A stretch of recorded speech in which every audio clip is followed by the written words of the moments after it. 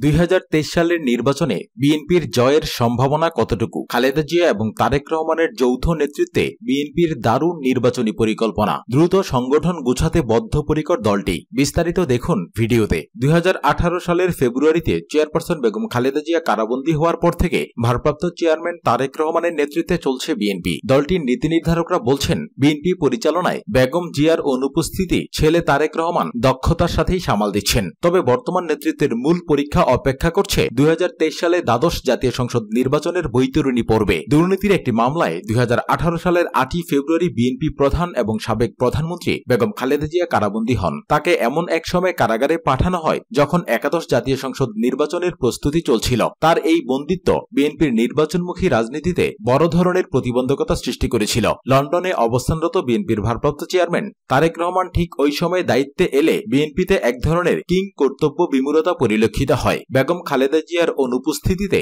বিএনপির জায়গায় জাতীয় ঐক্যফ্রন্ট চলে আসে লাইমলাইটে। গণফোরামের সভাপতি ডক্টর কামাল হোসেন মূল ভূমিকায় অবতীর্ণ হন। কিন্তু তখন রাজনীতির কলাকৌশল দাবি আদায় করে নেয়ার বদলে সমঝোতামুখী হওয়ায় কাজের কাজ তেমন কিছুই হয়নি। চরম প্রতিকূল পরিস্থিতির মধ্য দিয়ে নির্বাচনে টিকে থাকে জাতীয় ঐক্যফ্রন্ট। ফলাফল আসে প্রায় শূন্য। বিএনপির সিনিয়র নেতারা বলেছেন, শীর্ষ নেতাদের সাথে সমন্বয় করে একটি যৌথ নেতৃত্ব গড়ে তুলে লন্ডন থেকে দল পরিচালনা করছেন তারেক রহমান। পরবর্তী নির্বাচনকে সামনে রেখে নিজস্ব পরিকল্পনা নীতি নির্ধারকদের সাথে শেয়ার করে সামনে অগ্রসর হচ্ছেন তিনি। এক্ষেত্রে সময়মতো প্রতিটি সিদ্ধান্ত যাতে কার্যকরভাবে বাস্তবায়ন হয় সেই দিকেই জোর দেওয়া হচ্ছে। সাংগঠনিক নেতৃত্বেও সেইভাবেই সাজানো হচ্ছে। তবে গেল 1.5 বছর মহামারী করোনার কারণে মাঠের রাজনীতিতে সক্রিয় হওয়ার কোনো পরিকল্পনাই বাস্তবায়ন করতে পারেনি বিএনপি। অধিকাংশ দলীয় অনুষ্ঠান করতে হয়েছে ভার্চুয়ালি এবং সীমিতভাবে। বিএনপির সিনিয়র এক নেতা আলাপকালে বলেন, করোনার এই মহামারী বিএনপির জন্য মরার উপর খাড়ার ঘা হয়ে দাঁড়িয়েছে। বাস্তবায়ন করা যাচ্ছে না, মাঠে নামার কোনো পরিকল্পনাই।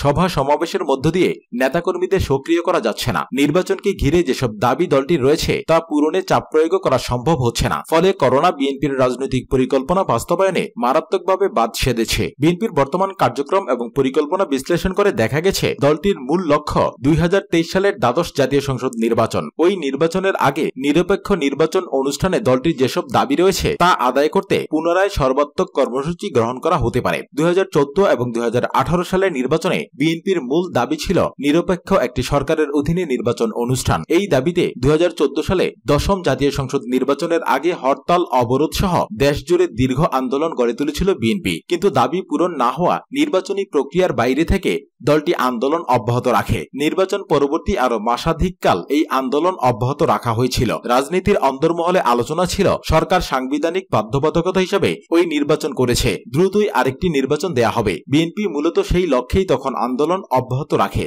কিন্তু রাজনৈতিক কলাকৌশলে ক্ষমতাসীন আওয়ামী লীগই তখন টিকে যায় এবং দিনকে দিন শক্তিশালী অবস্থানে চলে যায়। বিস্ময়করভাবে 2018 সালে একাদশ জাতীয় সংসদ নির্বাচনের আগে বিএনপি এবং ঐক্যফ্রন্ট কিছু সভা সমাবেশ ছাড়া শক্ত কোনো আন্দোলনের কর্মসূচি দেয়নি। আলোচনার টেবিলে সব দাবির সমাধান হবে এমন আশায় তারা চরম বৈরী পরিবেশ সত্ত্বেও নির্বাচনে টিকে থাকে। আর ভাগ্যে জুটে মাত্র 7টি আসন। 2023 সালের শেষ দিকে দ্বাদশ জাতীয় সংসদ নির্বাচনের আগে বিএনপি আন্দোলনের কোন সূত্রটি বেছে নেয় সেটি এখনই স্পষ্ট হওয়া না গেলেও দলটির মাঠ পর্যায়ে নেতারা মনে করছেন, বিএনপির বর্তমান নেতৃত্বের মূল পরীক্ষা 2023 সালে। কারণ দেশে ভোটের যে নতুন সংস্কৃতি চালু হয়েছে তার সমাধান কেবল যে মুখে মুখে সম্ভব তা নয়, সেটা দিবালোকের মতোই স্পষ্ট। সেক্ষেত্রে আন্দোলনই একমাত্র বিকল্প পথ। আর সেই আন্দোলনকে কার্যকরী পর্যায়ে নিয়ে যেতে বলিষ্ঠ নেতৃত্বের প্রয়োজন হবে। নেতারা সতর্ক করে দিয়ে এটাও বলেছেন, 2023 সালের নির্বাচনেও বিএনপি তার লক্ষ্যে পৌঁছতে না পারলে দল হিসাবে আরো নাজুক পরিস্থিতির মুখোমুখি হওয়ারও শঙ্কা রয়েছে। বিএনপি মহাসচিব মির্জা ফখরুল ইসলাম আলমগীর এসব প্রসঙ্গে বলেছেন, ক্ষমতাসীন দল নির্বাচনী ব্যবস্থাকে সম্পূর্ণ ভেঙে ফেলেছে। মানুষের ভোটের অধিকার কেড়ে নিয়ে তারা গণতন্ত্রের লেবাসে একদলীয় সরকার প্রতিষ্ঠা করেছে। সুষ্ঠু এবং নিরপেক্ষ একটি নির্বাচন ছাড়া গণতন্ত্র ফিরিয়ে আনা কোনোভাবেই সম্ভব নয়। সেক্ষেত্রে তীব্র গণ আন্দোলন গড়ে তোলার কোনো বিকল্প নেই। বিএনপি সেই আন্দোলনের নেতৃত্ব দেবে। বিএনপি সূত্র থেকে জানা গেছে, আন্দোলনের জন্য দলকে প্রস্তুত করতেই গুরুত্বপূর্ণ ইউনিটগুলো নতুন নেতৃত্ব দিয়ে সাজানো হচ্ছে। সাম্প্রতিক সময়ে ঢাকা মহানগরের উত্তর এবং দক্ষিণে আহ্বায়ক কমিটি দিয়েছে দলটি, যেটিকে একটি গুরুত্বপূর্ণ সিদ্ধান্ত হিসেবেই ভাবা হচ্ছে। মহানগরের উত্তরের আহ্বায়ক এবং বিএনপি চেয়ারপারসনের উপদেষ্টা আমানুল্লাহ আমান বলেন, তৃণমূল পর্যায় থেকে সংগঠনকে গুছিয়ে আন্দোলনের জন্য প্রস্তুত করাই তাদের মূল লক্ষ্য। তিনি বলেন, দেশে গণতন্ত্র নেই, ভোটাধিকার নেই, নেই কোনো মৌলিক অধিকার।